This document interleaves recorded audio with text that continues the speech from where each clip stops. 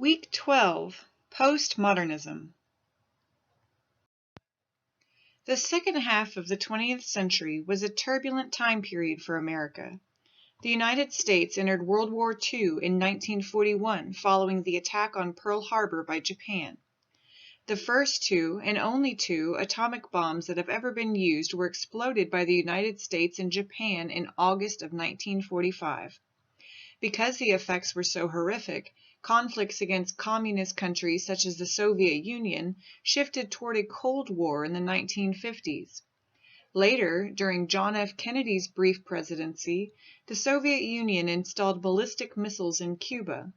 Known as the Cuban Missile Crisis, the United States was forced to step in to control the situation. In 1961, President Kennedy sent advisors to help North Vietnam resist pressures of communist South Vietnam, leading up to the Vietnam War. Kennedy was then assassinated on November 22nd of 1963. In 1968, Robert Kennedy, the president's pro-desegregation brother, and Dr. Martin Luther King Jr. were also both assassinated. In 1974, President Nixon resigned from office due to his abuses of governmental privileges known as the Watergate scandal. These events mark the end of one of the most disruptive eras in American history. After World War II, the country began to encounter many social changes. The United States emerged from the war as the only world power with an excellent economy. Because of the great social effort involved in fighting the war, American lifestyles and culture changed. New possibilities for action empowered individuals and groups in the pursuit of personal freedom and individual self-expression. For example, with 3 million men in uniform, the vastly expanded workforce required increasing numbers of women, many of whom were reluctant to return to homemaking after the war, instead opting to fight for their rights and opportunities in the workplace. This pattern extended to African Americans as well, who had served in the war and were now unwilling to return to a second-class status. The population also became more educated, with as much as 50% attending college, a percentage unthinkable in pre-war years and unmatched by any other nation. With world markets open to American goods, the expanded economy offered sophisticated technical and professional jobs for these college graduates. Higher incomes and demographic expansion created vast new suburbs beyond the limits of the cities, and the population began yet another westward shift. New roads accommodated this increasingly mobile society, including the interstate highway system begun in 1955. During this chaotic time period, literature also encompassed a great deal of change. Not surprisingly, during this period, many important writers re-examined both what literature is meant to accomplish and how to accomplish it. Conflicts between conformity and individuality, tradition and innovation, and stability and disruption characterized the literature of the period as much as they did the culture. In the first few years after the war, homogeneity or sameness became a popular ideal, likely because of the patriotism it took for the country to resist communism. This ideal led many writers to assume that a single work, short story, novel, poem, or play, could represent the experiences of an entire people, that a common national essence lay beneath distinctions of gender, race, ethnicity, religion, or region. However, in the late 50s, a new style of writing emerged that went against the grain: postmodernism. As more became known about the world, the writer's ability to make sense of the whole was challenged. A culture that looked for all-encompassing expressions from its writers now seemed to demand the impossible. Postmodern literature serves as both a reaction to the supposed stylistic and ideological limitations of modernist literature and the radical changes the world underwent after the end of World War II. While modernist literary writers often depicted the world as fragmented, troubled, and on the edge of disaster, postmodern authors tend to depict the world as having already undergone countless disasters and being beyond redemption or understanding. Postmodern literature is a form of literature which is marked both stylistically and ideologically, by a reliance on such literary conventions as fragmentation, paradox, unreliable narrators, often unrealistic and downright impossible plots, parody, paranoia, black humor, and authorial self-reference. Postmodern authors tend to reject outright meaning in their novels, stories, and poems, and instead highlight and celebrate the possibility of multiple meanings or a complete lack of meaning within a single literary work. Postmodern literature often rejects the boundaries between high and low forms of art and literature, as well as the distinctions between different genres and forms of writing and storytelling.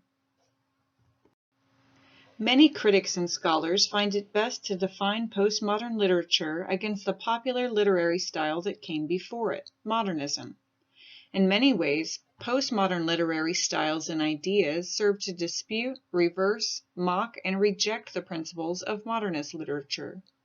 For example, instead of following the standard modernist literary quest for meaning in a chaotic world, postmodern literature tends to eschew, often playfully, the very possibility of meaning. The postmodern novel, story, or poem is often presented as a parody of the modernist literary quest for meaning. Here are some examples of stylistic techniques that are often used in postmodern literature. Pastiche, the taking of various ideas from previous writings and literary styles and pasting them together to make new styles.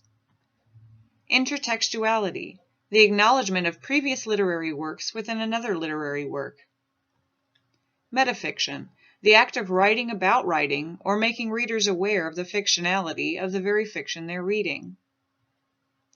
Temporal distortion, the use of non-linear timelines and narrative techniques in a story. Minimalism, the use of characters and events which are decidedly common and non-exceptional characters. Magical realism, the introduction of impossible or unrealistic events into a narrative that is otherwise realistic. Faction, the mixing of actual historical events with fictional events without clearly defining what is factual and what is fictional. Reader involvement, often through direct address to the reader and the open acknowledgement of the fictional nature of the events being described. Throughout this week and next, we will be looking at 4 different postmodern writers. Elizabeth Bishop was born in 1911. Her father died before she was a year old, and her mother suffered from mental illness and was institutionalized when Bishop was 5 years old. She first went to live with her maternal grandparents in Nova Scotia, but was then taken in by her paternal grandparents in Massachusetts. Later, she lived with an aunt and attended Vassar College, where she was introduced to Marion Moore, a poet who had great influence on her. A traveling fellowship took her to Brazil, where she lived for 16 years with a woman named Lota de Soares, who committed suicide in 1967. Many of her poems are set among these various landscapes. Though she experienced much loss during her lifetime, she resisted sentimentality. She published only 101 poems during her lifetime. Her verse is marked by precise descriptions of the physical world and an air of poetic serenity, but her underlying themes include the struggle to find a sense of belonging and the human experiences of grief and longing. Flannery O'Connor was one of the century's finest short story writers. In 1950, she was stricken with lupus, a debilitating disease that killed her before her 40th birthday. Bishop was known for her use of black humor, a type of comedy common to postmodernism, which tends to make light of subject matter that is usually considered serious. Upon consideration, the jokes appeared dreadful, as with Manly Pointer's treatment of Joy Hopewell's artificial leg in Good Country People. Little is known about Thomas Pynchon, one of the most private writers in America. What we do know is that he was born on Long Island, graduated from Cornell University, served a term in the Navy, and now lives in California. He is still producing literature to this day, adding to his already published 7 novels and a handful of short stories. His short story Entropy is a dramatization of how the concept of entropy, a state of chaos in modern physics, can be applied to human behavior. PYNCHON is known for his parodies of various styles, his blending of high and low culture, and his use of odd characters with comical names who typically behave in plausible ways most of the time, but are given to sudden unexplained changes in behavior.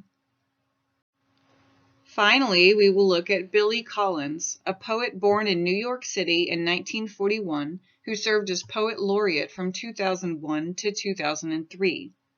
Collins was known for writing humorous metafictional poetry about small moments in everyday life. He often draws attention to the fact that he is writing a poem and that you, the reader, are reading the poem. His titles are often imaginative and playful, yet a closer look reveals that his poems are sad. Unlike similar poets, Collins evokes no metaphysical structures that might sustain this fragile world. For this week's discussion, consider the following. In O'Connor's works, all of her characters are flawed in some way, and most are spiritually and morally corrupt. In Good Country People, how do bodily handicaps symbolize the greater handicap of the intellect, the heart, and the soul? Why does O'Connor present these flawed characters to her readers?